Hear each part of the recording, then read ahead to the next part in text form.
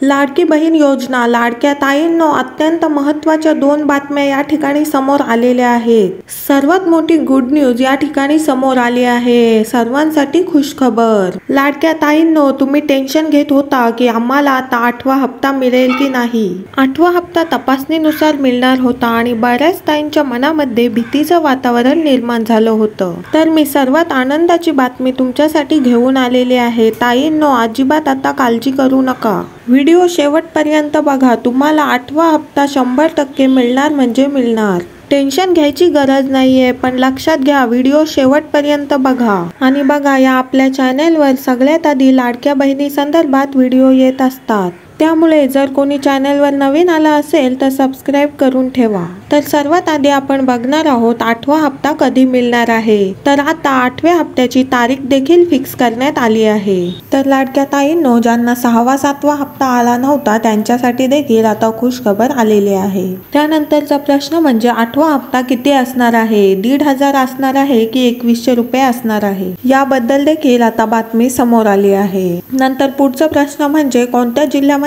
आता तपासणी सुरू झाली आहे? तपासण्या कशा होत आहेत, याद्या कशा येत आहेत, सगळ्या गोष्टी तुम्हाला मी ह्या व्हिडिओमध्ये सांगणार आहे। त्यानंतर कोणत्या ताईंची तपासणी होणार आहे, कोणत्या ताई आहेत त्यांची तपासणी आता होणार आहे आणि कोणत्या कोणत्या ताईंना 8वा हप्ता मिळणार आहे। आता सगळ्या गोष्टी समोर आल्या आहेत आणि सगळ्या गोष्टी मी तुम्हाला सांगणार आहे। त्यामुळे व्हिडिओ शेवटपर्यंत बघायचा आहे। लाडक्या ताईंनो, 8वा हप्ता तुम्हाला 100% भेटणार म्हणजे भेटणार। सगळ्या ताईंसाठी आनंदाची बातमी आहे। आता काळजी करायची गरज नाही। बरेच ताई टेन्शन मध्ये होत्या की आता तपासणी सुरू झाली आहे, अर्जांची छाननी होत आहे, तर आम्हाला 8वा हप्ता भेटेल की नाही। पण कोणीही काळजी करू नका, 8वा हप्ता तुम्हाला 100% मिळेल। आणि बातमी काय आहे ते मी तुम्हाला आता सांगते। आणि हा व्हिडिओ जास्तीत जास्त शेअर करायचा आहे, कारण बरेच ताई टेन्शन मध्ये आल्या होत्या 8वा हप्ता मिळेल की नाही।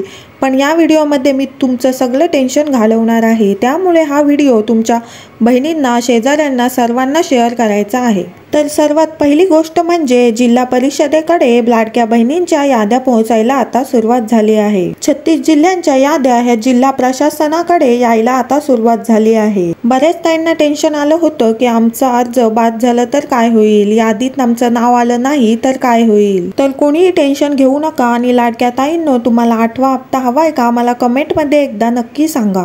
तर लाडक्या ताईंनो, मला कमेंट मध्ये तुमचं नाव आणि तुमचा जिल्हा लिहून पाठवा आणि तुम्हाला आतापर्यंत किती हप्ते मिळाले ते लिहून पाठवा। कारण की लाडक्या ताईंनो, आता जिल्ह्यानुसार याद्या यायला सुरुवात झाली आहे। तर आतापर्यंत पुणे आणि मुंबईच्या याद्या जाहीर झाल्या आहेत, कारण या दोन्ही ठिकाणाहून अर्ज भरपूर केले होते। आणि बाकीच्या छोट्या छोट्या जिल्ह्यांच्या देखील आता याद्या बनायला सुरुवात झाली आहे। त्यामुळे लाडक्या ताईंनो, मला तुमचं नाव आणि जिल्हा कमेंट मध्ये नक्की लिहून पाठवा। आणि जर कोणी चॅनलवर नवीन आलं असेल तर नक्कीच सबस्क्राईब करून ठेवा। लाडक्या ताईंनो, ज्या कोणी आपल्या चॅनलला सबस्क्राईब केलेलं आहे अशा ताईंना मी नेहमीच मदत करत असते। तर आता पुढे बघूया काय नेमकी अपडेट आहे, पुणेमधील स्थिती नेमकी काय आहे। सगळ्यात पहिली बातमी आली आहे पुणेवरून। पुण्याच्या कोणी ताई असतील तर त्यांनी मला कमेंट मध्ये त्यांचं नाव आणि जिल्हा लिहून पाठवा। तर पुणेमधून एकूण अर्जांची संख्या बघितली तर 21,11,991 अर्ज पुणेमधून केले होते। म्हणजे जवळपास 21,12,000 अर्ज फक्त पुण्यातून प्राप्त झाले होते। आणि त्या अर्जांमधून तब्बल 20,90,000 अर्ज मंजूर झाले होते। म्हणजेच पुणे जिल्ह्यातून 20,90,000 महिला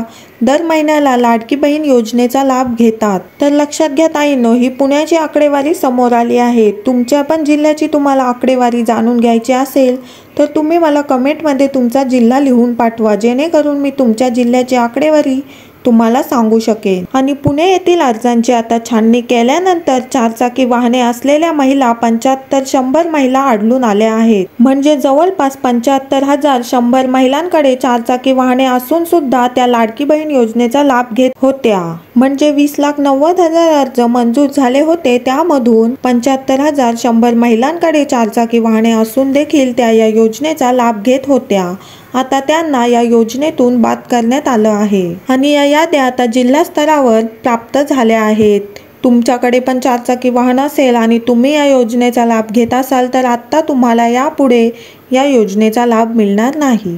तर लक्षात घ्या, पहिला जो टप्पा आहे तपासणीचा त्यामध्ये सर्व महिलांची तपासणी होणार नाहीये. ज्या 75,100 महिलांची यादी समोर आली आहे त्यांचीच आता फेर तपासणी होणार आहे. म्हणजे बाकीच्या ज्या ताई आहेत त्यांनी अजिबात काळजी करायची गरज नाही. पण हळूहळू सर्व महिलांची तपासणी होणार आहे. अंगणवाडी सेविका आता सर्वांच्या घरोघरी जाऊन या बाबतीत तपासणी करणार आहेत. आणि ज्या ताईंकडे 4 चाकी वाहन असेल पण त्यांनी ते कामासाठी घेतलं होतं किंवा त्यांचं उदरनिर्वाह करण्यासाठी घेतलं होतं किंवा त्या 4 चाकी वाहनावरच त्यांचं घर चालत होतं, अशा ताईंनी मला नक्की कमेंटमध्ये तुमचं नाव लिहून पाठवा, जेणेकरून तुमची यादी आपण सरकारकडे पाठवू आणि तुमचा पुढचा हप्ता बंद होणार नाही. आणि तुमच्या कुटुंबातील इतर महिलांना हा व्हिडिओ जास्तीत जास्त शेअर करा, जेणेकरून आपली मदत सर्वांपर्यंत पोहोचेल. आणि हा व्हिडिओ आवडला असेल तर नक्कीच एक लाईक करा. चॅनलला कोणी नवीन आलं असेल तर सबस्क्राईब करायला अजिबात विसरू नका.